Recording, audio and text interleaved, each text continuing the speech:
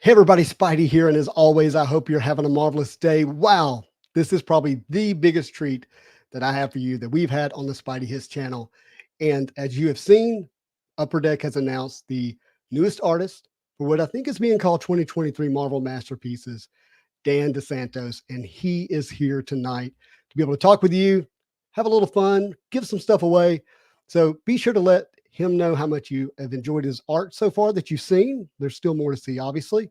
And yeah, let's get him on. Dan, Hey, Justin.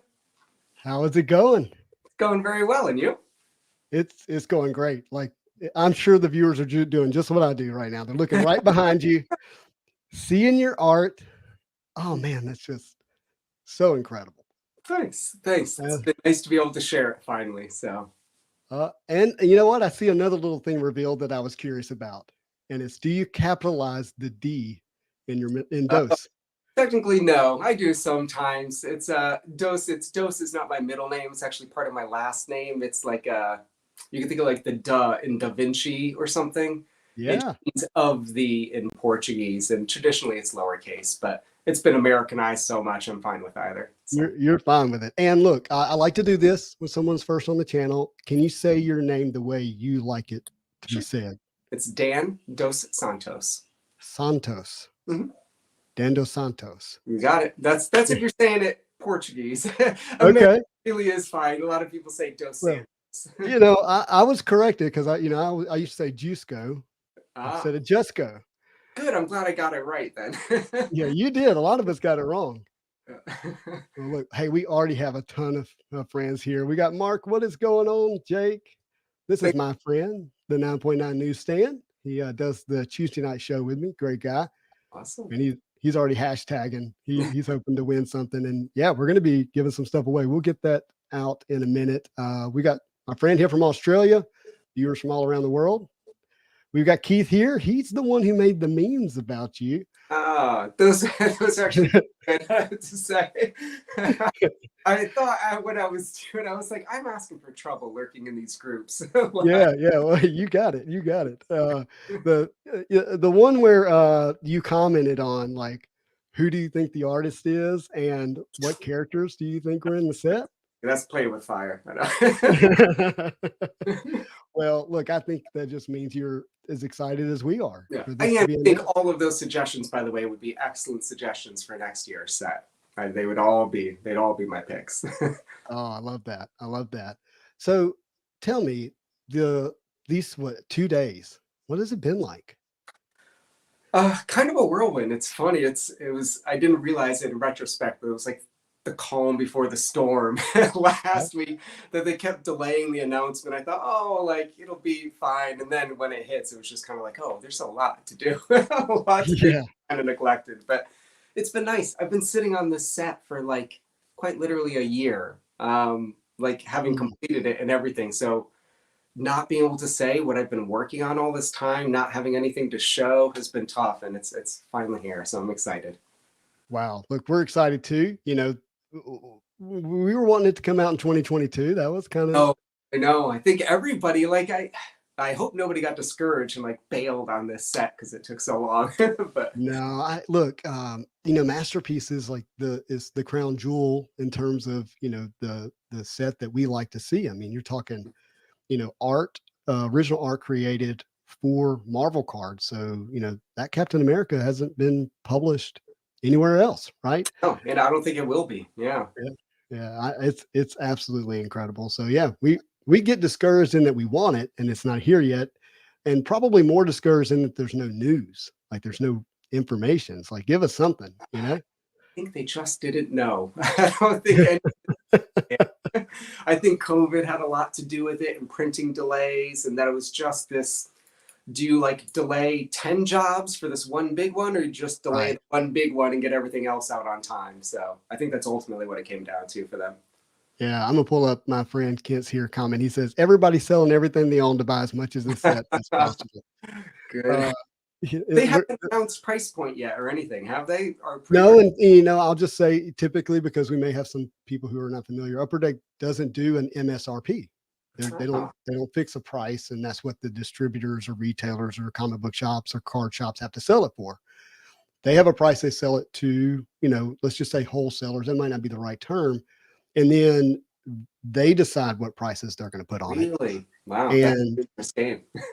it's a dangerous game, but I think the reason Upper Deck likes it, and they haven't told me this, is basically they can sell 100% of the product and be done.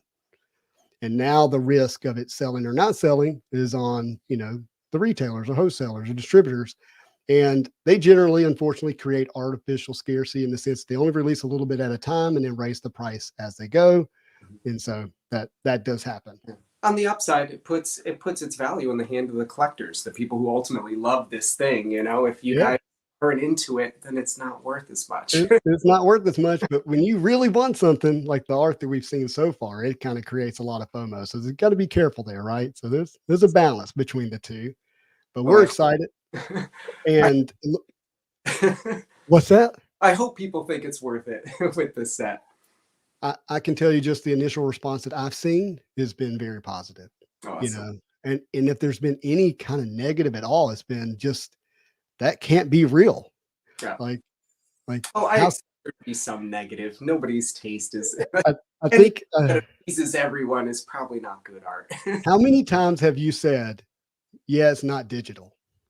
Oh, quite a bit, and it's not to say I don't do digital. Like it's sometimes with commercial work, I'm facile at digital. It's just this set is it's part of the, I don't know if people are even aware of that. It's a requirement of the masterpiece set is that it all be created traditionally.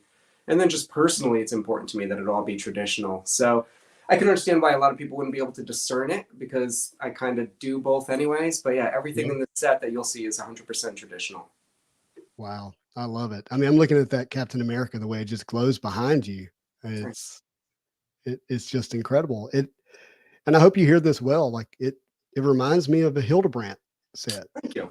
Thanks. I mean, the Hildebrandt set is one of my favorites. It's a little bit of a Rockwell homage, a little bit. Oh, I like something that. Americana and kind of somehow like feels nostalgic to me a little bit, which I always think of his work in that same vein. Beautiful. Well, look, I want to get the giveaway announced, and I want to get why don't we do yours first? Ooh, because I think it's really really pretty special. Ruin people's questions, but I didn't know. So for anybody watching, Justin asked me to come up with something that I thought you guys would like. I was trying to think what I had around the studio that would be interesting to the collectors. Thing I came up with, and let's see if we're low res enough, it shouldn't spoil it. I have this is my version, official checklist of the set. So all the cards, I don't know, I'll tell you now, I don't know what is base card, I don't know what battle spectra, I don't know what's going to be a foil. All I know is these are the 135 paintings I painted, alphabetically listed on here. And I thought I would mail this to the winner, and they'll be the first to know what the complete list is. So. Wow, that's mind blowing. They're gonna be the first to know who all is in the set from a character standpoint. Every painting you painted. Yep. It's a checklist. And didn't you tell me you're willing to sign it for them? Yeah, absolutely. Yeah. Well, I guess you'll even have my mailing address on it. Yeah, you could do some fan mail. Get to have a pen pal. So you're gonna get a checklist. It's gonna be signed. You're gonna get a pen pal. How about that? That sounds good. Now look, Dan's being very gracious. And I want to go ahead and make something aware that he has, and then I'm going to get into some questions with him. But I want to go ahead and show this. Dan, you have a Patreon, which I think is really awesome. And what this speaks to me is that you want a special way to be able to connect to the people that appreciate the work that you do. Yeah. And the Patreon allows you to do that in a way, to give them access to you in a way that's really unique, right? So why don't you tell us about that? Yeah. So, and I don't know how familiar the comic in sci-fi fantasy, a lot of artists have Patreons. It's just a great way to support artists. And and really, I think comic collectors or just collectors, art collectors in general, don't get enough credit for how important they are to the industry. Really, that it's, arts doesn't pay the best. It's you guys, the collectors, that really make people's art careers possible. There's a lot of that out there. This is so much work it's too much to just put on my website. Like I can't inundate my portfolio with 140 Marvel things and then 40 of the rest of my career. So I thought I'd like to have a central hub where I could just put everything. And when I say everything, I mean like everything. I literally time lapse recorded every single painting I did for like a year and a half. And Wow.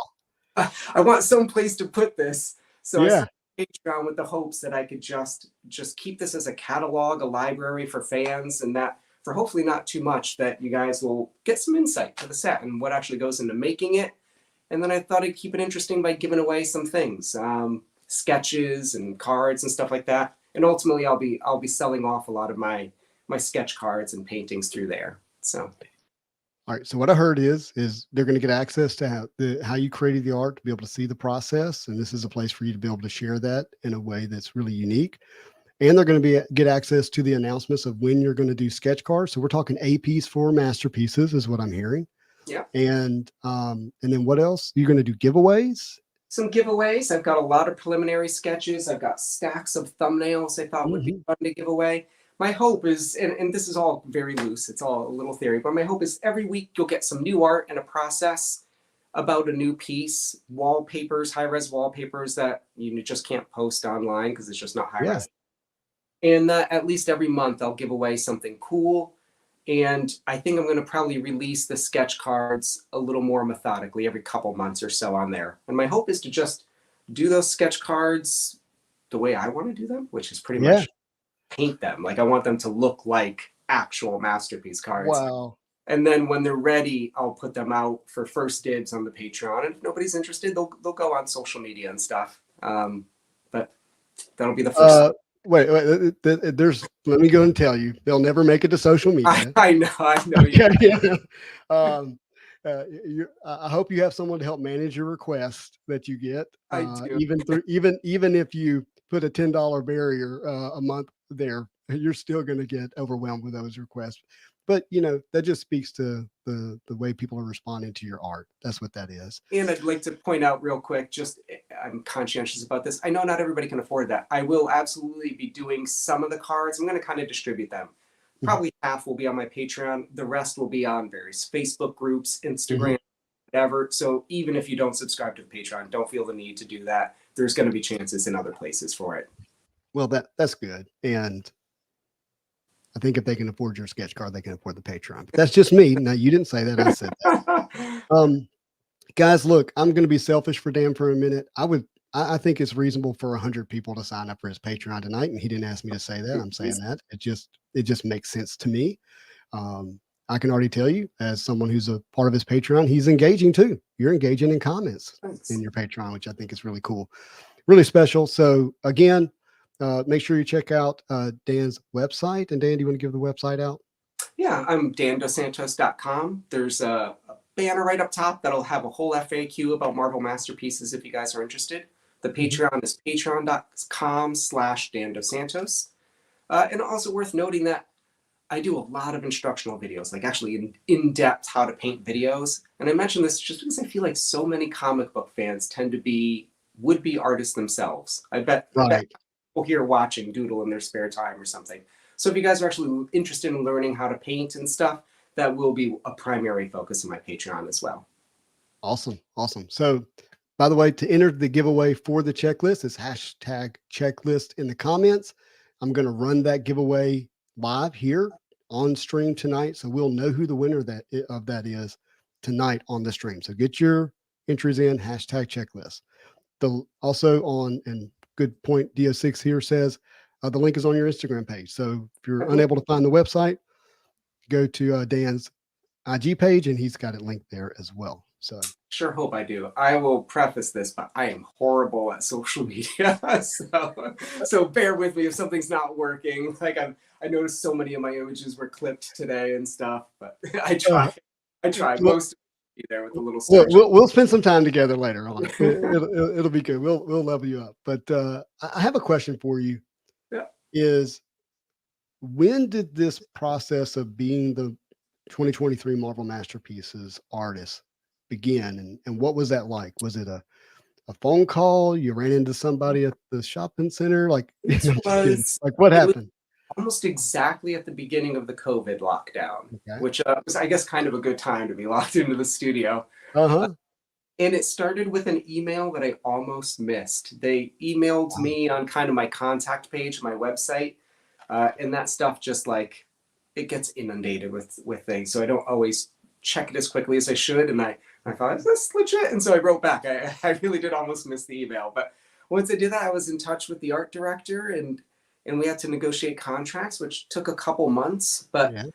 after that, it was about just clearing my schedule, and pretty much from the onset of COVID until Mhm. like almost exactly like when COVID restrictions were released, that was my like just like pedal to the metal, getting it done the whole time. All right. So you get that call, you're negotiating in that process, but surely there's someone you're calling, like a Oh. friend. Maybe they've been on the set before. So I'm good friends with Dave Palumbo. Uh-huh. We both do science fiction fantasy illustration, and which is a pretty small community. And so a lot of us know each other, and I've known Dave since he was maybe 16 or so, Yeah. maybe a little older. And his parents are the Viejos and Bell. Um, so we had a lot of connections, and I knew he had done the set, and he killed it on his set. And so Mhm. before I really accepted this job, I gave him a call just to ask his opinion. Like, is this doable? Can I do this? Should I do this? Mhm. And it ultimately was all moot. He had the same feeling I did, is that we collected these cards as a kid, and it's a dream job. I don't care how low the pay would have been or how tough the deadline. There's no way I'm saying no to my childhood dream job. And Yeah. he was like, yeah. So Of we course you both do. really did that for that reason. Yeah. Did did they tell you what that process of them choosing the artist that they wanted to engage was like?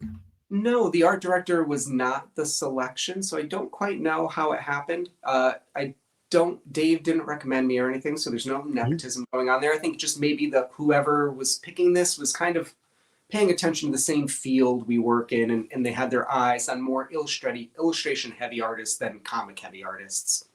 So they might have read like a Brandon Sanderson Yeah, novel or something, or maybe they're into Magic the Gathering because you've done work for both of those, right? I'm primarily sci-fi fantasy book cover stuff. A lot of Yeah. magic. I've done comics in the past. Dark Horse, did all the Firefly covers, some Legacy covers, a Mhm. lot of Fables covers. But my bread and butter is urban fantasy novels and stuff like that. So if you guys know my work at all, it's probably from somebody like Brandon Sanderson or Jim Butcher or Patricia Briggs. Yeah. Now, I thought I read somewhere that you did a cover uh for Harry Potter or for the writer. Is that did I just misread something? No, that Okay. wouldn't be me. There's a whole lot of Harry Potter-ish stuff I've done, maybe, but Yeah. that in particular, no. Yeah. And like I said, I may have misread it. So you get the call, you consult with Dave, and And a now you couple know.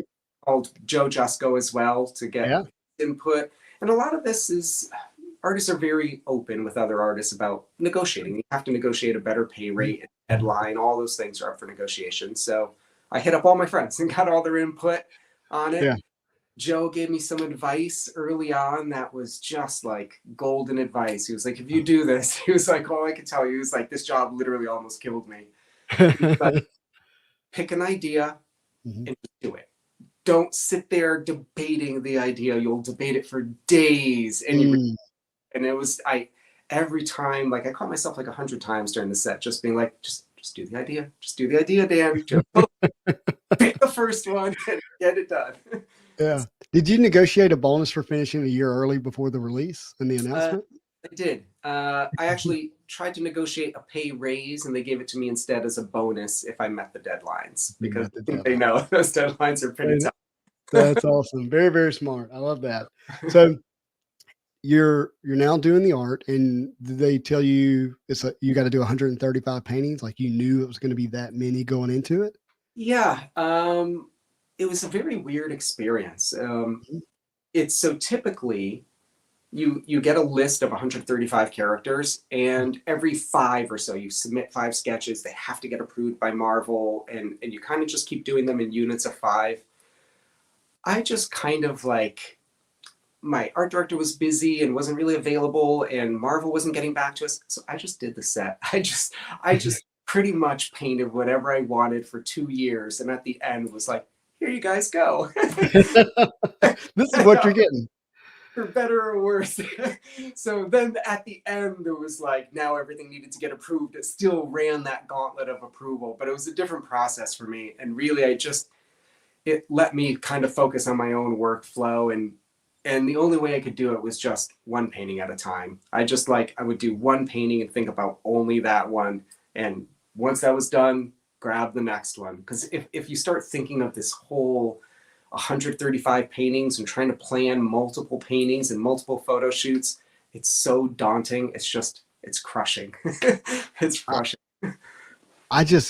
Man, first of all, what stamina, what faith, like that, hey, I'm just going to keep painting and it's going to work out. Like, because what I'm hearing is like your paintings were not being approved as you went on. Like, no, and so no, which I'm okay with, but it's, to give you some idea, a typical painting for me takes about 2 weeks. And on this job, I had about 3.5 days per painting. That's 0 days off for 2 years. I would get 3.5 days per painting. yeah. So I crammed 2 weeks of work. I realized I didn't get faster. I just worked longer days. I basically worked 40 hours in 3 days. So here's 2 weeks into 3 days. I got it. Yep. All right. That's how you get. Yeah. So you're painting, yeah, and I can't even imagine the amount of time like that takes away from family, from whatever else that you would be doing. Like the sacrifice, and I know you got paid and all that. Like I'm not feeling sorry for you, okay, but just the sacrifice that it takes to stick to completing a job that requires this amount of work. It's not just the hardest job I've ever done. I think it's the hardest thing I've ever done in my life. Quite literally, it was a marathon. I was going to bed literally aching and every night. And my kids were on like European vacations without me because I had to stay here, because even like 1 week off, it's like, oh, you're 3 paintings behind. And that adds up. And then I got sick, like COVID one time. It's like, there go, now you're 10 paintings behind. And that time does not get added on at the end. Now you just have 2 days of painting. It really I've never worked so hard. So all of this is like, I really feel like I crossed a marathon at the end of this. Like I'm thinking climbing a mountain, like it just gets harder and harder. It doesn't get easy, through that process. And how did you stay motivated and inspired? Oof. I probably have a little bit of OCD, so the motivation thing maybe is less hard than inspiration. Inspiration, there's no shortage. I love like the 1992 Joe Jusko set. It's one of the true reasons I wanted to begin painting in the first place. So, and now there's his newer one and stuff. I had the VA, like Boris and Julie, to look at. Anytime I was just like stuck for inspiration, all you have to do is go through, like pull a binder out and flip through, and you're like, oh yeah, I should be doing this. That's not right. And I just think what a blessing for you to be able to have a few of them to lean on to in those difficult days. I'm assuming you called them. Honestly, it is fucking hard to follow up Joe Jusko. I gotta say, you can't. I even, like, Dave had just done a set, and I think one of the first cards I did was Captain Marvel, and I realized my concept for Captain Marvel, and even you guys have probably seen a sneak in my black hat. It's almost the exact same concept as Dave Palumbo's black hat and Captain Marvel from different views, and I thought.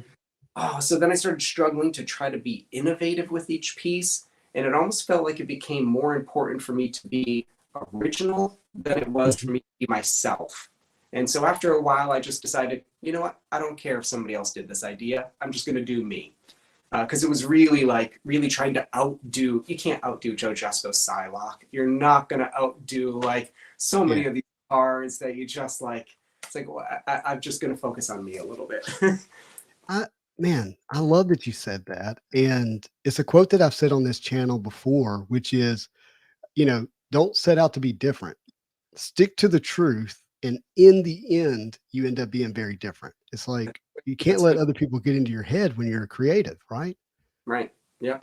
Yeah. And the things that come naturally to you and distinctly to you are what's going to separate you mostly. So once I just kind of embraced that and stopped worrying about those other ones, things got a lot smoother for me. And I started taking more chances and doing a couple things that I don't normally get to do in paintings, which is another great thing about having 135 pieces, is it's all right to take a gamble on a few. You can be like, weird thing, and I don't know if it's going to work, but if it doesn't, it's 134 good ones. So look, I'm looking at two pieces behind you, and this leads into one of my questions. Like, what I've seen so far just has strong narrative to it. I'm looking at what appears to be a war poster, and kids like looking at their hero and going like, yeah, I like the story that's telling is incredible. That's the illustrator in my heart. I really do. I love telling a story. And part of illustration is being able to tell as much of a story as you can in a single cover or image.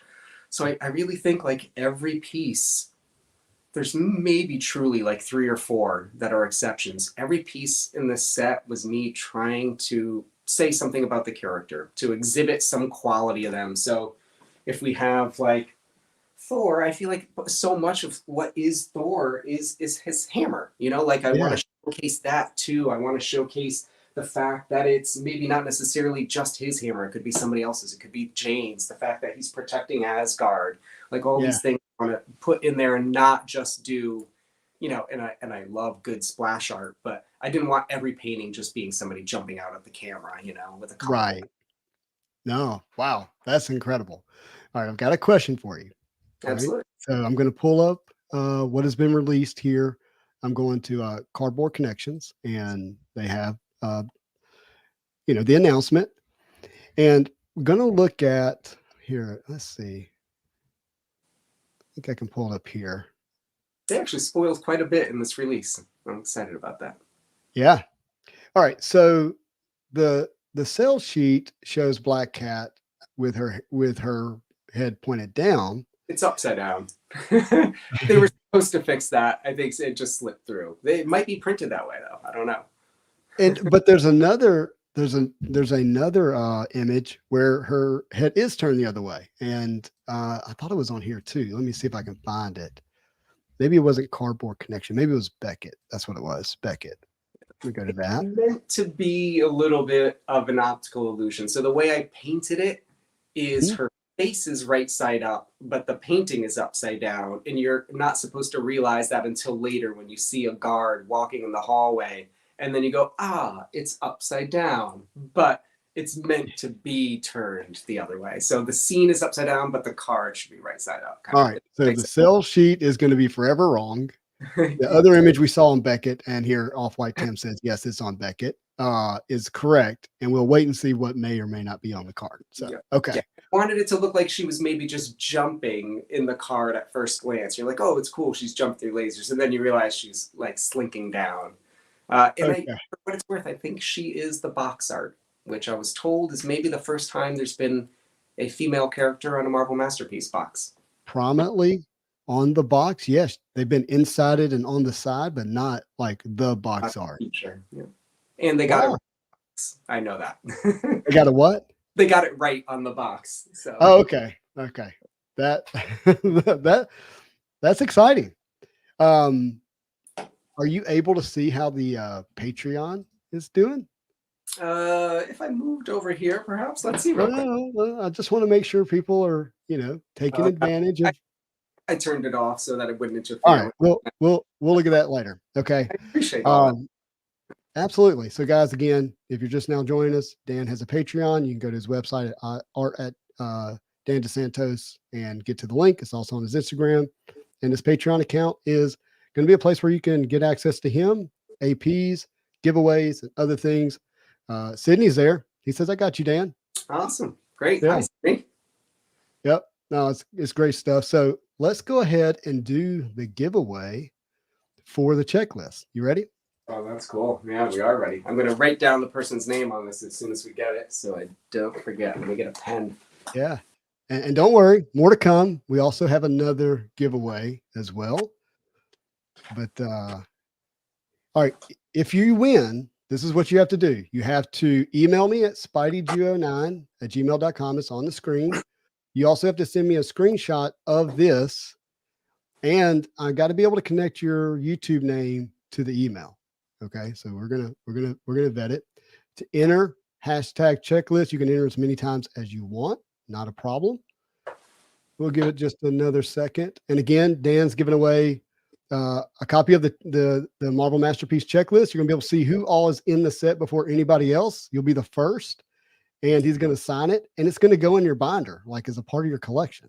I mean, Cool. I just think And just that's to clarify, I don't believe there is an official Marvel Masterpiece checklist. I don't think they're making that card. So there's no checklist card on the checklist. But this is my this is the closest you can get to it right here. Yeah. And I missed the checklist card, but you're right. They don't do it anymore.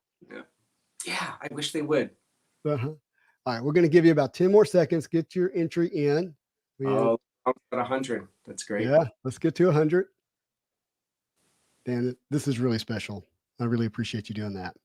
Oh, it's my pleasure. I'm excited about this as you guys. I've been trying not to I can't wait until I can really just spoil all the art, but that's going to be release date, I guess. So yeah. All right, we're there. Let's run it. Good luck, everyone. And Dan, thank you. Mm-hmm. Who's it going to be? Oh, look at this awesome setup you've got. Nice. Yeah. Oh, see some names I know.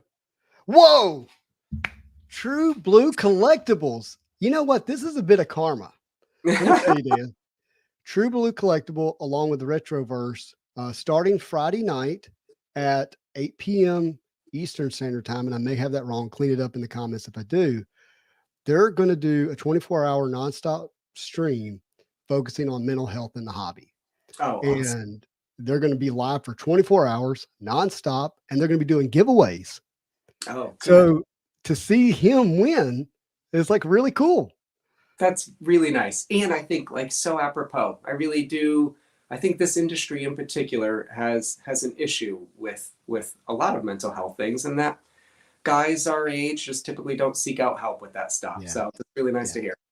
Well, they want to change that. And what they're doing is also supporting a good cause. And so, yeah, be sure to, if you're watching this, be sure to follow True Blue Collectibles. I'm actually going to do a stream Saturday morning around 7 a.m. Eastern Standard Time. So it'll be early. It'll be fun. True Blue or a person? His name is Nathan. All right, Nathan. Congratulations, Nathan. And his last name is spelled Brabon.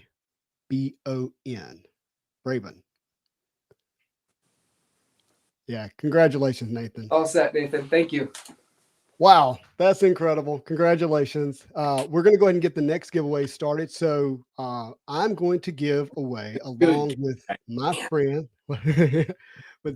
Luis Alonso. We're going to get together and we're going to buy a box of Marvel Masterpieces 2023 Marvel Masterpieces. As soon as it releases, we'll do whatever it takes to get a box, and somebody's going to win it. And let's just do hashtag masterpieces. I think that's right. I think that's nice. The way to go, Luke. Too. Guys, what happens if there's something amazing in there? It's a really good. Hey, Lewis, that away. Yeah, but Lewis and I have opened up boxes and hit some really special stuff, and so we're okay. But hashtag masterpieces, enter in the giveaway at the end of the stream. I'm going to announce the winner of who gets the box. And Dan, before the stream, said that he's willing, if the person wants, I can mail him the box and he will sign it. Absolutely. And then we will send that to the winner. And if you want to rip it open, that's fine for you. But if you want a sealed box with Dan's signature on it as part of your collection, you can have that as well. So hashtag masterpieces. Again, my friend Luis Alonso is helping contribute to that box as well. So thank you, Luis. And speaking of signatures, because I think it may be relevant in time. Lots of times I usually only do signatures in person. It's worth mentioning I'll be at Dragon Con in September, August, September, right on. I think it's maybe it's all the end of August this year, but I think our set will be out before that. So if you guys are around, you can find me there. Dragon Con, make sure to be there. And Upper Deck did in the announcement say that they expect a July release date. Trust me, we all too well know about delays and things like that. I actually was quite surprised that they even spoke to it at all, right? Because normally they don't, put the risk of something not happening out there. But I do think it does show that, the desire for it to be released sooner than later. I think that's the best thing we can take from it. So yeah, hopefully it won't be too long that you can get your box.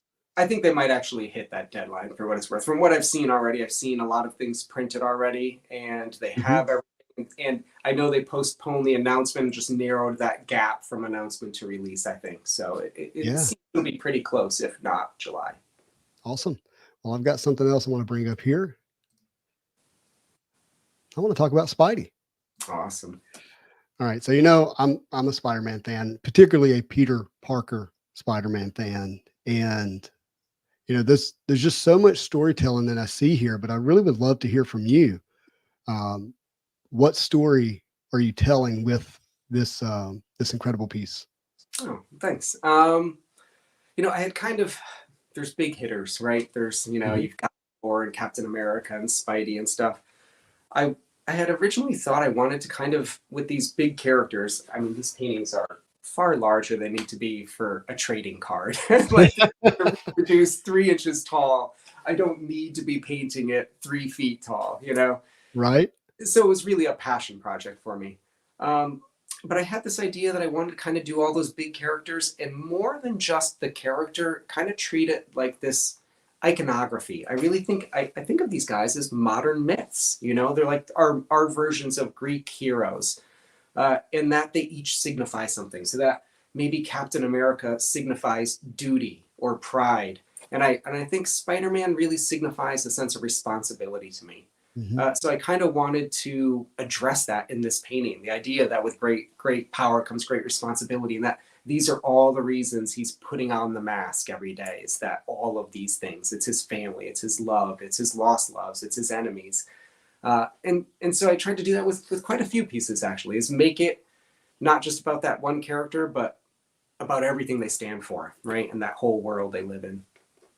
Wow. And Hey, Eric. Well, yeah, Eric, great guy, great artist too, man. Very really so fast. Yeah. To I don't even know how to phrase this question correctly, but like to say, how can I tell the story of what it means to have great power and responsibility, and it be why I put on the mask? You didn't paint one character, two characters. I'm 1, 2, 3, 4, 5, 6, 7, like. To paint all those and the buildings and to put all that work along with the deadline that you have, or you had, I should say, it's incredible. Thanks. I gave myself an extra day on these big ones. That was a splurge. So I had to cut it off some other painting.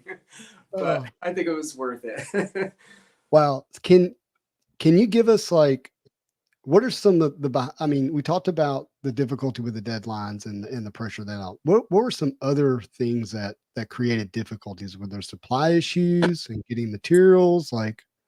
No, it's just, you can't do an oil painting in 3 days. That was the biggest challenge. I'm pretty good. I've been doing oil painting for long enough and doing illustration long enough that my process and my workflow is pretty reliable. I buy things in bulk, so I never run out of brushes or paints or anything like that. But to do a painting in 3 days, there's no dry time. There's not enough. I don't work in acrylics like Joe Jusko does, where you could build up layers. A layer of oil paint takes days to dry. So the biggest challenge was I got one shot at pretty much everything. You paint that background to completion, you paint that layer to completion, and then that's it. You're moving on to the next one. So I didn't really get to go back and fine tune things the way I really wanted, like lightening and darkening and tinting things. And I've since gone back and done all of that to all of these, put in an extra day or two on a lot of them. But I think that was really the hardest challenge, was just the practicality of getting it done. 3 days to bore you with the outline. But no, please do. And I think people want to hear, what is your process to some degree? Day one is come up with the idea. Like, I have to sketch out multiple ideas, pick one, shoot reference of it, redraw it after the reference, and do a color study, all in that first day, which is kind of the stressful part. It's really like, this is the idea for Captain America that I'm going to do. Really only giving yourself half a day to choose that. Add that to the fact that, like, typically I'd need to wait to get approval. I saved myself that time by not doing that. Yeah. Day 2 was draw it on the board and paint the whole background. And then day 3 was paint every character over that background. Every character on the back. Wow. So like so Thor, for instance, would be day 1 was planning everything and taking every photo. Like if I'm posing, getting hammers, doing everything. Right. Day 2 is painting everything that's not Thor, and day 3 is painting Thor, and that's just, it's nuts. It was nuts. Not to miss Eric's question, but typical size is, I'll show you Black Cat because she's great. Yeah. Oh, what a treat. I'm going to make you big here on the screen so people can see you more. Black Cat. And so she's 16. This is pretty typical. I did quite a few tests early on. I just did paintings for myself to see what works well. Like there's a size where things get too big and you're just painting every eyelash on a face and you don't want that. And there's sizes where it's too small and you're struggling to paint details. And so I found this size that just worked in between. And for me, that was 10 1/4 by 14 on the board. And I asked Joe Jusko what size he worked at. And he was like, 10 1/4 by 15 or 14. It was like the same size. He was like, oh, it just works. It was like, so everything for the most part is real close to that size or whatever dimension the canvas was available at that scale, unless I was scaling it up deliberately just for me. So. And so that means there's enough real estate to have some freedoms, but not too much real estate to create a lot of extra work. Is that what you're saying? Yeah, enough that, when you look at the card, there's more detail that you can make out, but not so much that it's wasted. Yeah. Mm-hmm. Yeah. Wow. And the size of the Captain America is what? 2 feet by no, he might be 18 by 24, I think, which is not the largest of the set. There are, I don't know if I should spoil it or not. Look, again, I don't want to get you in trouble, right? I can spoil. I just won't say what it is. There's a couple. I'll mention the 92 was a good year for cards, man. But like it hit me at a sweet spot in my life. The Joe Jusko set, the Jim Lee X-Men set is a favorite of mine. How can it not be? It's so good. It's so good. He did like a 9-piece Danger Room scene with all the cards pieced together. Yeah. I did a couple homages to that. You can expect a few cards to link together into bigger scenes. And so those are rather big. Wait a minute. So I'm really loving to hear that, because you're not unlike a lot of us collectors. I'm not saying all of us, but you grew up looking at the same cards that many of us did, right? Oh, yeah. And enjoying them. Fan of the cards. Yeah. There were things I wanted to do that are just card things. Yeah, right. I want to link together cards and make them a big battle. Yeah. Oh, I love that. You're not just a painter who can paint and they just said, will you do this? And you took a job. Like, you love Marvel cards. Yeah, in particular Marvel, and which is funny because as much comic stuff as I've done, it's always been for Dark Horse or DC, and I've never really worked for Marvel. And I've always been a Marvel guy, particularly X-Men. Like if I had my way, the whole set would be an X-Men set. So getting this was a chance for really I did all my favorite characters, like really just like truly all my favorites. I didn't care if they were unpopular or what. I painted them anyways. You painted them anyways. Okay, so I want to get to some questions in the comments. I do want people to have an opportunity to ask questions. Is that okay? Mm-hmm, yeah, absolutely. Yeah, that's why I'm here. Kent has asked a couple, and a couple of times he wanted to know, who is your favorite character? Do you have one? Oof. I have a lot of favorite characters, and I think they're favorite for different things. I'd say my favorite character to draw is probably Storm. She's like a go-to for me. If I'm ever like, I don't know what to paint, I'll paint Storm. I think my favorite character from the set, and kind of just a weird pleasure thing, is Dupe right now. I don't even know if you guys know who Dupe is, but he's was from Ecstatic on the All Rid run that I loved. He's in other comics as well. And just a guilty pleasure. And it was one of those ones that I thought, I don't care if anybody wants Dupe in this set. That's incredible. I have a lot to say, but I'm gonna keep moving on there. Mark says, question, can Dan do all the MM in the future? Never. can't I believe Joe signed up to do this a second time.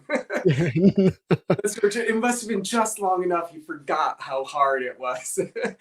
right. Exactly. Exactly. Let me get to a few other questions. And you may not be able to answer this, so I popped it up before I read the whole thing, so forgive me, but did you paint any characters that Marvel I slash did. Upper Deck rejected? Yeah, and that was part of the downside of there were a lot of things that changed over the course of these 2 years. So things that were available for licensing kind of got taken away after I painted them, and things that weren't available became available afterwards. Probably one of the biggest things you'll notice is that Fantastic Four is now back on the slate, or Fantastic Four related things, which I believe the past two sets had no FF stuff, right? At least, No, no, yeah. not since really 2013-ish.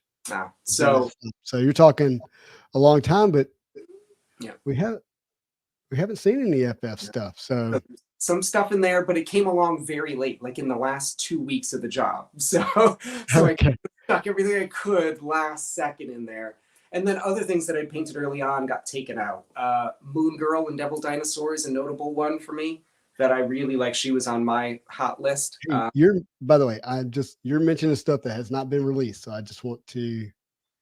I think it's okay for me to say characters. I can't tell you guys about the cards, but it's okay. I painted this person. So I don't want to. I just as a friend. That's why I'm saying it. I want you to share it all. Also, by the way, Nathan, like if you decide to post this is on you, not me. I don't get in trouble. Yeah, that's right. I'm assuming they're okay with the list of characters going out and not a list of actual cards. Yeah. Look, Nathan, be responsible with it. It's a gift. Yeah. Moon Girl, Devil Dinosaur, and the big one for me was Punisher. Punisher got removed, just kind of all things Marvel for licensing reasons, because of crappy people basically doing things with the Punisher logo. They decided to just avoid it. And the Punisher was one of my favorite cards from the set, I'd have to say. He was another one of those that was one of the big pieces. So if something was rejected, are you allowed to show it? Yes. I think I'm thinking that would they're never going to spoil it, so I don't know when I can. Yeah, where else would they see it? Yeah, they wouldn't. So it might be on me to do that. I'm not going to do that. How about this? What's that?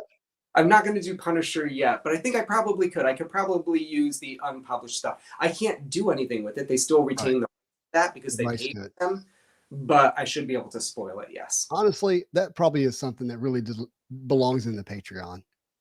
That's kind of what I'm hoping to do in that venue. And it's also a nice private venue. So because it's not public, I can take a little more chances sharing things like that. Right. It's a paid, service there. So Ron said, Ron Customs asked, Dan, how do you feel about the renderings from UD of your art?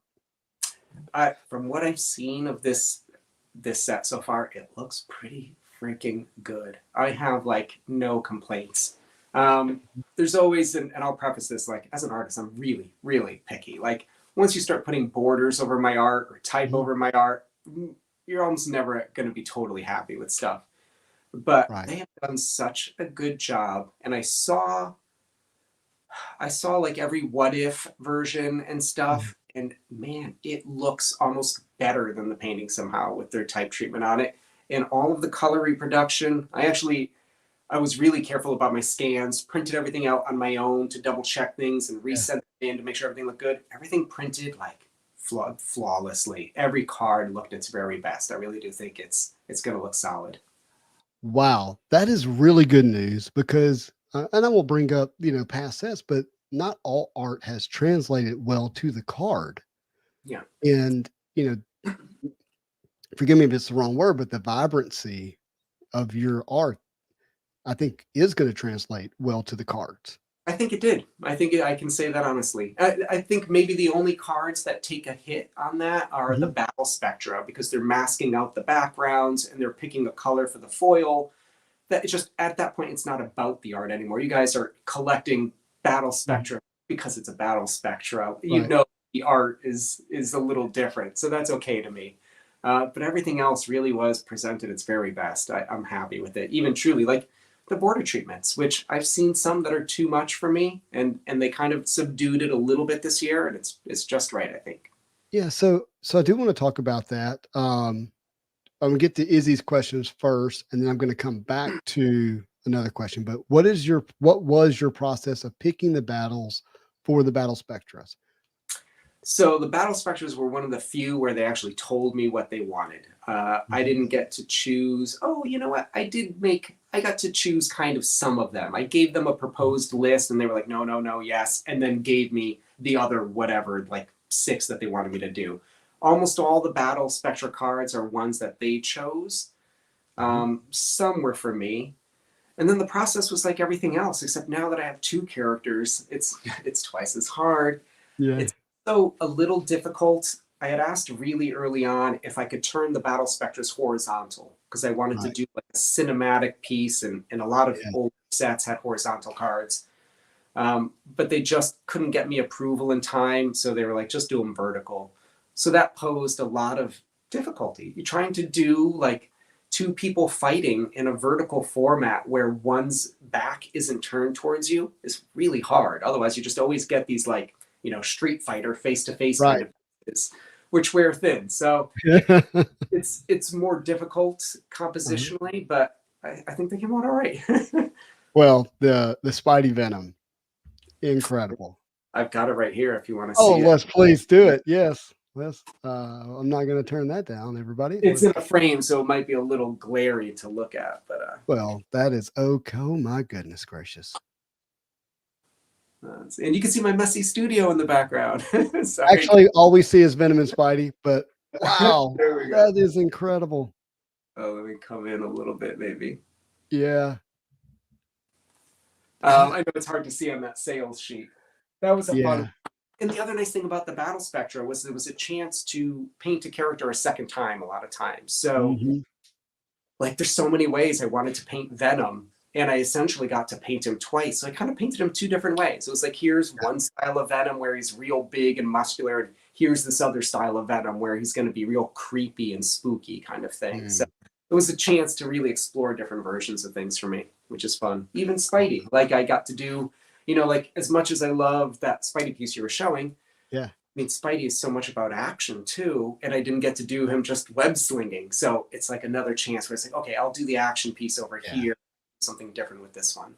I'm always like when I see new Spidey art, I'm like, I always look at the pose first because Spidey's been done so much, right? For someone to come up with another way to pose him is always really unique to me. And It's hard. yeah, it is hard, right? Yeah, it is. Um, but to have him like, coming off the back of Venom like that in this acrobatic pose on his fingers while he's also, it looks like you maybe has pulled him with his webs or something like that. It's just, Yeah, oh good. I'm glad you caught that. Yeah, I picture him just kind of like just bouncing off him a little bit. And uh-huh. when you guys see the card, you'll see like the symbiote is just kind of creeping up at Spider-Man's fingers a little bit as he's Oh, bouncing. wow.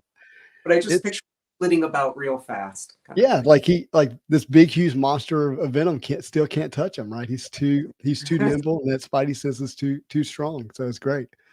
I want to get to Keith's question.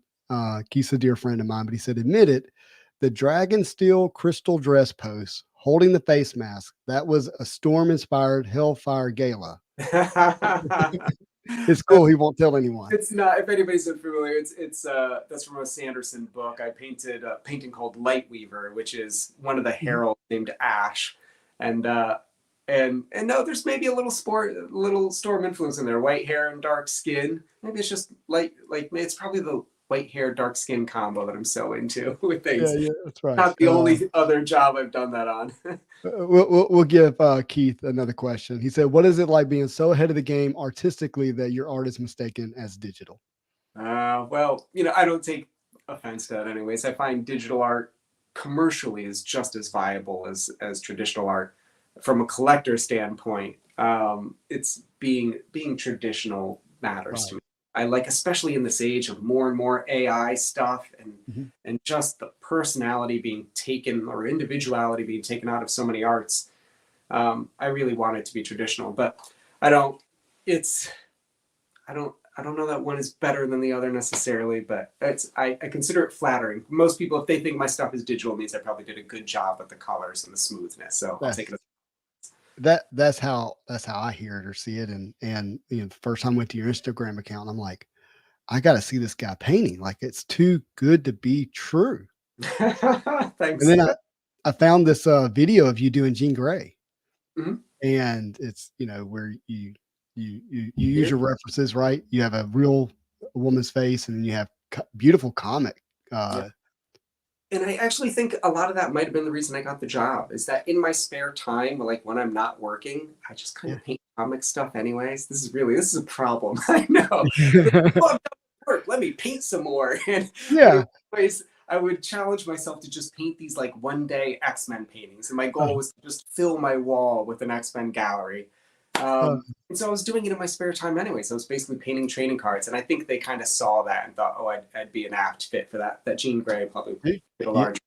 what a way to interview for it, right? Yeah. Incredible.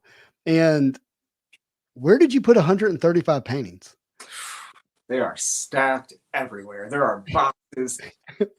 It has given me so much Yeah, anxiety. don't give the location. I'm just thinking about the sheer amount of. Oh my gosh. I've been divvying them in different rooms so all my eggs are in one basket in case a Right. tree falls on my house. I can imagine your family's like, Dad, gosh, this thing's in the way. I just want Yeah, to watch TV. I know. All Boxes everywhere. I'm right, looking at Soul old Collectibles. He comments. says, he, I'm sorry, yeah, Miles Green Goblin. That's his favorite. What about that one? That's cool. That was one where they selected it, and I was surprised because for me, I don't think of those two characters in the same world. So it was another chance to kind of do, which is kind of akin to more like the Spider-Verse movie, like a Green Goblin that's actually like a goblin. And then my other Green Goblin is like obviously Norman Osborn, but my Miles and Green Goblin one, I really dig that one. Actually, that's I'll be posting some video of that one on my Patreon pretty soon. Oh, that'll be exciting to see. Yep, and you could just see how the process of painting them, really, hopefully. Particularly Yeah. Green Goblin, he was a fun one. Let's see. We've got some other questions here. No, let's not do that one. I don't want to get him in trouble. Yeah. um, Jose says, how do you feel about the rumor that you're just an advanced hologram created by ChatGPT on behalf of Upper Deck? It's fake. I'm pretty sure they would make me a lot better looking if I was a hologram. Well, you look plenty fine, but don't want to make you too handsome, right? They'll know you're fake, right? Yeah. All I might right, be a guys. little bit Borg inside. Can you tell us like what is your next project, or are you taking a break? Like what is it like I'm to really trying to take a break. I have talked about taking a break for 20 years and Mhm. truly doing this job. I'm not joking when I say I worked 80 hours a week with no days off for 2 years, Man, and it kind of broke me. And so yeah. I think I'm going to take sabbatical. And of course, being me, I immediately started working on my own comic. I, I've been talking about doing my own comic for decades. So Uh-huh. I sat down, I outlined it, and I made myself just do page number one, like just to start. And I'm going to pick away at that a little bit. And I'm sure I'm going to, hey, Deidre, I'm going to need to get back to work sooner rather than later, I'm sure. So, Well, look, selfishly, I think we would say we want you to be in creation, right? Like we want you to be about that. I kind of laugh scrolling back in your Instagram account like a week ago. You're like doing a painting of Storm. yeah. I don't know how recent the actual video is. That I'm one like, was actually very recent. I did it for my class. okay, I teach once a week as well at a program called Smart School, which is this amazing online art program. And it just ended for the semester. If anybody's interested, next semester is rolling now. It's like college time, so like the fall semester. But yeah, it's a 14-week program where I really just like it's a mentorship. So I'm helping people become better painters. And at the end of that, we did a sample where I just showed them how I actually approach my painting process. And that's what the Storm was for that you saw. yeah. We got a question about gallery of your art. Is that something that someone will be able to see at some point? Yeah, I've done a small private showing for friends just to celebrate when I was done. Like I needed to kind of just show my family and friends Right. why. So I rented a gallery for a day and exhibited like maybe 50 paintings and just invited like 20 people to come look at them and share in that because I couldn't share them publicly yet.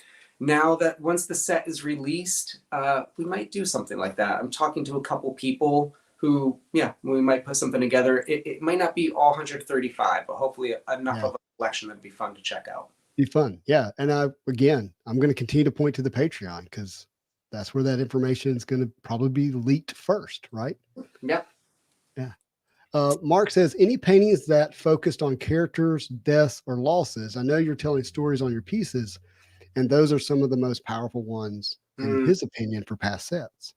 Ones I'd say Spidey deals a little with death because Gwen is in there falling. Gwen is fallen. Yeah. Anything else? Punisher.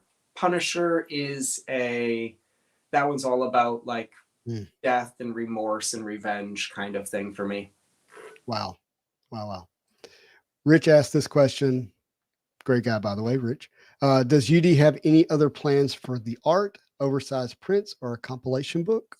I don't know. I don't know that if they do any of that. I'm hoping that I will try to do a book with like the way Joe did with IDW or something at the end. And it's such a licensing nightmare that unless somebody else is like, we're going to do this for you, it's probably not going to get done. So I'm hoping I'll reach out to Upper Deck about putting me in touch with IDW, and hopefully we'll get a collection of these actually printed up, actual size would be awesome. Yeah. And you got them all scanned in and all that's preserved. So you're good there. I remember Joe was kind of hunting for pictures, really good scans of his original art. Old stuff is hard. Yeah. But with the new stuff, it shouldn't be an issue. Question: did Dan or you use oil paint for your sketch cards in the set? If not, what did you use? So I think, what's that? For the redemptions? No, most of those. So oils don't go so well on those cards. The APs I do will be oil paintings. I'm going to like truly make them miniature paintings. The sketch cards are a little more graphite and airbrush and colored pencil. I don't have any to show you. That would have been a fun thing to spoil. They were kind of hoping they're already in boxes somewhere. Yeah, they probably are. But no, most of them, it was a tough learning curve on those because the paper is difficult and they do not give you extra. So like the first ones were like, oh, that medium doesn't work. I'll be using this medium. And I was like, oh, right. Still work. I'll be using, and by the end, I finally got it in the last. All right. Yeah. Well, I'll do dibs on the first ones that didn't work. They're just laying around somewhere. They're all pretty good, but okay. Is the Patreon somewhere where you would like actually reveal what the pack inserted sketch cards might look like? Yeah, that's totally kind of stuff I'll be putting on there. I love that. That's just fantastic. Alberto says, seeing that you didn't wait for approvals at each 5 sets, were you given a list of restrictions beforehand that you felt safe they would get approved? Absolutely. A pretty lengthy one too. And I'm used to commercial work, so I'm not too finicky of an artist. I get licensing, so I know there's certain things, even if there's a rule about guns or something, I get the point of what they're trying to do, that they want to avoid violence, they want to avoid sex. Yeah. There were a lot of rules. There's no blood and no ripping of the costumes or destroying their costume in any way. So no cracks in Cap's shield, no rips in Wolverine's clothing. That makes it really hard when you're trying to do a battle scene to make it feel like an intense battle. It makes it really hard to convey Wolverine's healing ability when you can't show cuts and scratches and stuff. And he has no care for his own physical well-being, So like, of course, all going to get torn to shreds. No real guns, no guns pointed at the viewer, no iconic buildings that you can say that's the Empire State Building, no real models of cars or real country flags, whole lot of stuff. But I think for the most part, it was really the damaging the costume one and dirtying up their faces, which is I would have done a lot of if I could, was probably the biggest hurdle with the restriction. Yeah. Got another question here from Sid. He says, I saw Kitty Pryde in the background of one of your pics, and I'm excited. It was in the background of the interview with Upper Deck. Yeah, that Kitty piece is maybe one of my favorites from the set. I like that piece a lot. Kitty, maybe somebody was asking earlier about my favorite characters. Kitty and Lockheed is up there too. they're up there. Keith has another question here. If it wasn't just you, and Upper Deck said, hey, we're going to split the set, which artist would you want to join you? So it's worth noting that really this set is so difficult to do. not many people have done it on their own. You know, the Hildebrands, it's two people divvying up the Mm-hmm. work. Chris and Julie, it's two people divvying up the work. Dave did it all on his own, but he has a pretty fast painting process. Mm-hmm. Simone is pretty fast too. I think like Joe and I are the slowest, and doing it on our own is a slog. Having a partner, who would I have chosen? So many good ones. So many good ones. I love Gabriel Delato. And Yeah. I think maybe my sensibilities would jive with him. Riccardo Federici, Lucas Graciano, Adi Granov, any of those guys. And maybe a personal favorite, Julian Totino Tedesco is maybe who I would like. If I could really do a tandem set with somebody, I bet we would do some fun stuff together. That would be fun. Would you want an artist that like completely is like is a different style, or would you want it to be something that it would jive? complementary? You know, like I think I share qualities with all of those. I'm a little bit like I think I kind of flounder between like gritty realism and a little bit cartoony. You know, there's a spot in between there. So somebody like Adi Granov or Delato, I think, is a little grittier and more real. Right. But Totino Tedesco has all of the fun flair and comic book stuff that I really like. I think I would actually probably get along more with that, but both would complement really well. If you could buy a commission from one of your artists, your favorite artists, where you picked the character and they did it for you, which artist would it be and which character would it be? Ooh. It's got to be a Marvel character and it's got to be a living artist. I wouldn't say it has to be a living artist, but I would like for you to stick with Marvel character if you can. I would probably Ooh, that's a tough one. I would probably take an Adi Granov Storm. Storm. Yeah. Wow. That's a great one. Love it. Yeah. That's awesome. Let's see here. We got William says, if my characters are in the set, you can do a commission once of all characters confirmed. Like, so once the characters are confirmed, will you do any commissions at that point? I'm hoping to do, actually asked what I wanted to do after this. Mostly commissions is what I'm looking to do. And things that I could take my time on. This job really gave me an appreciation for trying to do bigger and better things. 3 days is so hard to really you always want to grow as an artist, and you can't do that if you're not giving yourself the time. So I'm hoping to spend the rest of the year just doing more large scale commissions that are similar to like Thor and Cap and stuff, for private collectors, basically. People that want to say like, I love what you did, but I want to see you do bigger and better. Like I want this and even better. I want this a bigger battle. Those things I'm really. I want dirty faces and torn clothes. That's and you point the gun right at me. Yeah. My dream job is somebody's like, I want you to paint Colossus like 6 feet tall. Like I want to do a big Colossus that feels like you stand in front of him and he's like imposing. But it takes deep pockets. It takes a lot of time. So we'll see what happens. But William, yes, I will be available for commissions after this. And I'm curious, if you tell us your character, I can maybe give you a hint if he's in there. Well, I'm gonna tell you, it's Ghost Rider. You can see in this thumbnail. Ghost Rider's one of my favorites from the set. I'm surprised he wasn't in the sales sheet either. Yeah, he's one of my favorites though. I can only imagine with the way you do lighting. Ghost Rider, you guys see that the Eric Gist Ghost Rider recently that I posted? Yeah, it's so good. In fact, Ghost Rider was he's a good character. It was one of my favorite from Dave Palumbo's set too, was his Ghost Rider. I thought that was in my top 5 from that set. It's an incredible Ghost Rider. It really is. What Dave did there. Sean says, how do you submit these paintings to Upper Deck to be turned into cards? Is there some high quality scanner, or do you have to ship them? Like, how do they get it? I photograph everything. So you can scan watercolors and things like that, but oil paintings have so much transparency involved in them, they don't do well in a scan. So I photograph them with a camera in basically pieces and splice them all together. And that's the closest to like what your eye can see. And then getting the scan print ready, it's another thing that I didn't consider with the deadline.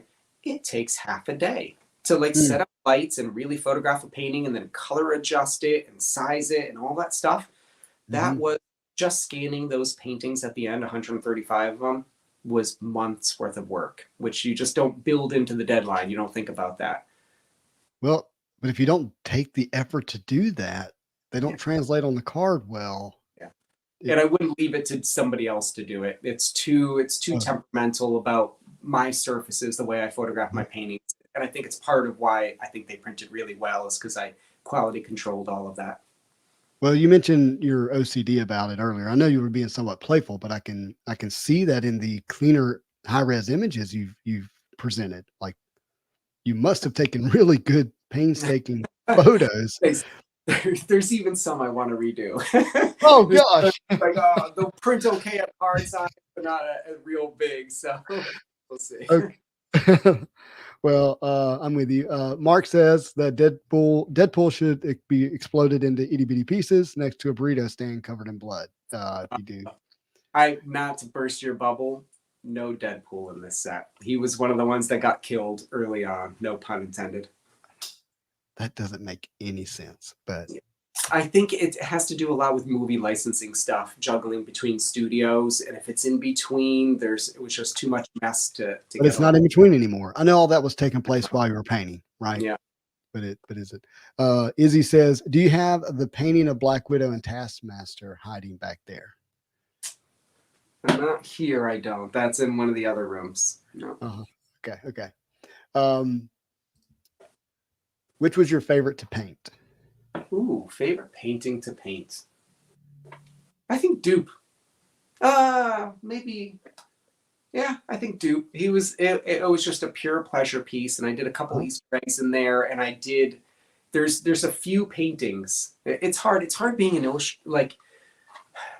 illustration is for other people. Storytelling is for the audience. It's not for the storyteller. And so you always make these compromises that are ultimately for the sake of your audience. And there were a few paintings where they were just pure guilty pleasures, which is really what makes it fun for me to paint. Dupe was one of those where I just thought, I don't care what people want. I'm doing me. Domino was one of those. I just kind of did my own spin on her. Love it. It looks fantastic.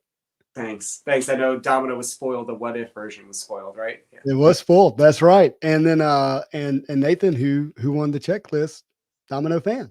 Oh, nice. Good. Yes, he is. Yes, he is. So all the ones where I just thought, this one's for me. Those were the best ones. I like this question, and I may add a little to it if that's okay. James says, was there any one influence or inspirations that you found yourself coming back to during the creation process? Yeah, I think kind of like weirdly my own childhood. Those card sets I was talking about that were so pivotal, the 92 sets. There's an era of comics in there to me that are just like that. I tried to do basically a new retro version of those characters. So just that whole, like, when Image Comics started, that Rob Liefeld, Jim Lee, Todd McFarlane kind of era of comics for me is so important that just kind of that whole era was my influence for this. So you'll see some paintings like those battle paintings I talked about that look like there's something straight out of the cartoons. Like you're gonna be like, oh, that looks like a Danger World scene, Danger Room scene or something. So I'd say any particular artist, I don't know. I mean, I definitely looked at Joe a lot. I actually looked a lot at Arthur Adam cards and stuff too. Arts that I thought was a nice balance of scenes in his cards. Like Arthur, if you look at any of his cards, and maybe that's 94 or so, you could correct me. He didn't just do character pinups. There were a lot of characters in environments that I would look at a lot to like see, like, how can I do this without overpowering the character? So awesome. I love that. We don't talk about Arthur Adams enough, so I'm glad you brought him up. Keith says, why did you delete your card post? Was that Upper Deck's request? Delete my card posts. I'm not sure what I deleted. I did. I think what he's referring to is maybe your paintings of the X-Men. Is that what he's referring to? Oh, the Wolverine. Yeah, don't know. He's been snooping on my Instagram. They should hopefully still be there. Yeah, they're on your. They're on the Muddy. Oh Lord, I can't think of the name. Muddy. Yeah, they're on that website. You have. You know, as you've done articles or posts in there, they were in there. They're still there. They should hopefully be there.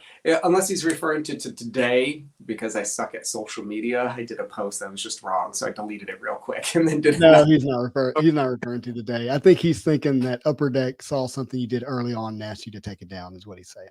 Oh no, I did, however, and I'm surprised. I think some people here probably caught on. I did a live stream with David Finch where I accidentally Uh, had these that paintings in the that's background. where I first saw you with the paintings. And I had In to make fact, poor David Eric Grove too. I had to make them take the video down before too much word got out. So here I'll do this. This will be quick, but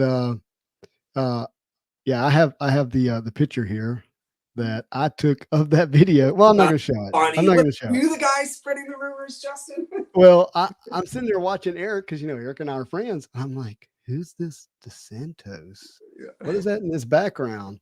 And the kitty pry was in the background. Ah. Along with another one, which I won't say. Yeah. But, I reached out to Eric and I was like, what's going on here? He's like, oh no, let me reach out. And anyway, the video was gone like 5 minutes later. Yeah, I might have done it more than once even. I was so late. I was so late for the live stream. I just kind of ran in and turned on my computer and it got to cover everything up. So Right. No, that's fun. That's fun. Are there any first appearance characters in the set that you're aware of? And you may not know. Ooh, from a masterpiece set, I'd say I know it's going to be a Dupe talk show tonight. Dupe, I'm pretty certain I've not seen in a set before. In a masterpiece set. Have we seen Mojo in a masterpiece set? Yeah. Yeah.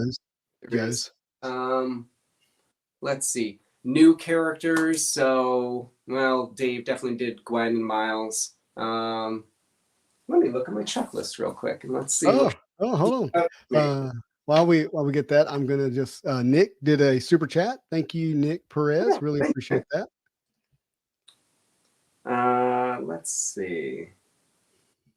Anybody really interesting? I think Joe got a lot of these in the last set. So things like Groot, I've seen him do. Has Omega Red been in the set? Yes. 93. What about Shuri? Shuri might be one. Oh, okay. Okay. I don't recall Shuri. Well, how about that? We'll leave it with that one. There's maybe one or two more. So okay, we're good. Maniacal Mark says, has Upper Deck intimidated? Intimated. Intimated. There we go. Lord have mercy, reading live. That some of your artwork may be used in a hidden set of inserts, like in the future. Oh, no, I haven't heard about that. I do know we have all the prelim stuff coming out, but that is it as far as any sort of insert or redemption. Yeah, I have a question related to the checklist. So on the checklist, it says that there's going to be redemptions, and there's going to be these comic book cover recreations that you're going to do. Mm-hmm. Do you like what is that like? Yeah, so I'm doing 15 sketch covers, I think, as redemptions. So I've done 25 cards that will be in this masterpiece set redemption. And then I'm doing 15 covers that will be redeemed in this masterpiece set as well. And then I think I'm slated to do a few more cards for other sets after that. But as far as this set goes, and it might be when they said cover recreations, those might be some of the what if covers they're referring to, but there are sketch. And it may not say recreations, but but they're going to be on a comic book. Do you know like what issue comic book is going to be? Like if somebody were to open it up and read it? Yeah, it's an actual comic. It's like what you'd get from like a regular comic vendor, a blank sketch cover. So it's an actual comic inside with the full comic there, an issue number labeled on it, it's serial numbered. And then they just gave me a blank cover that I get to draw on. And I'll be doing, there's multiple ones. So there's they gave me 3 different Wolverine comics. It's not going to be 3 different Wolverines, just 3 different Wolverine world characters. So maybe one is Sabretooth, one is Wolverine, Got you. Lady Deathstrike or something. Yeah. That's awesome.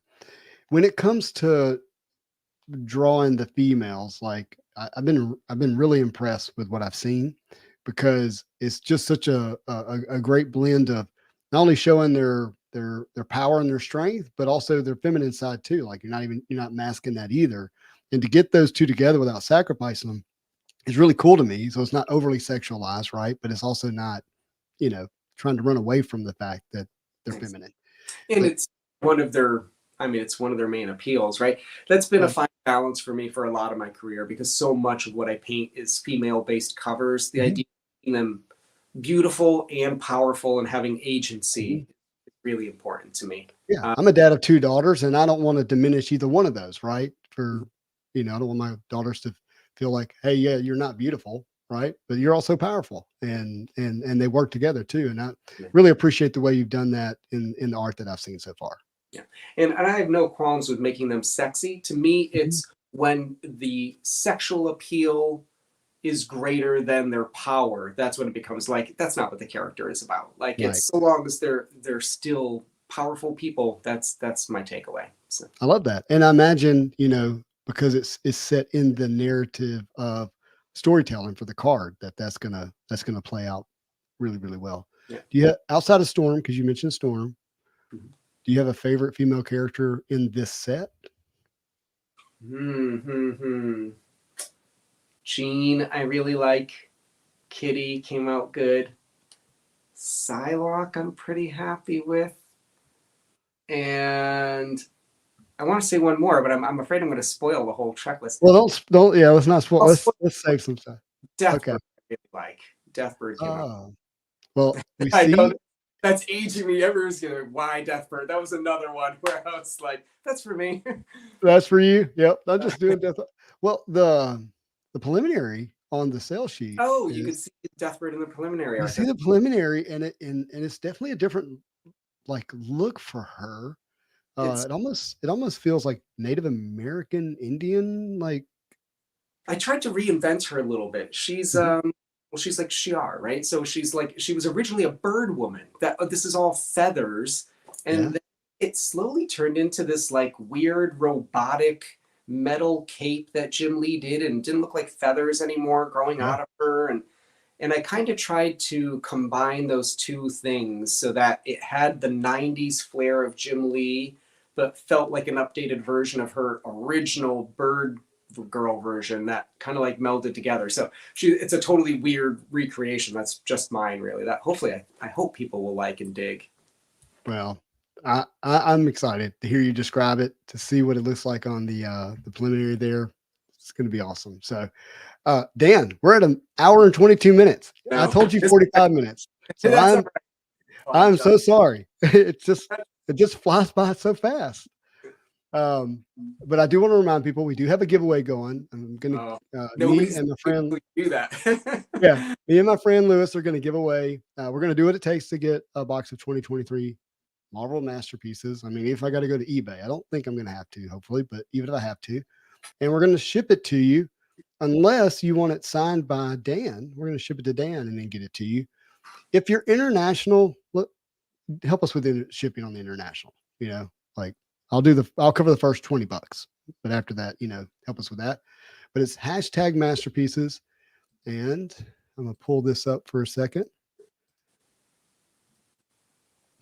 Dan, is there anything while I got this pulled up that, as the artist who poured your heart soul into this set to create it, is there anything that you want your collectors to know, the people who are going to enjoy this set, that they don't know?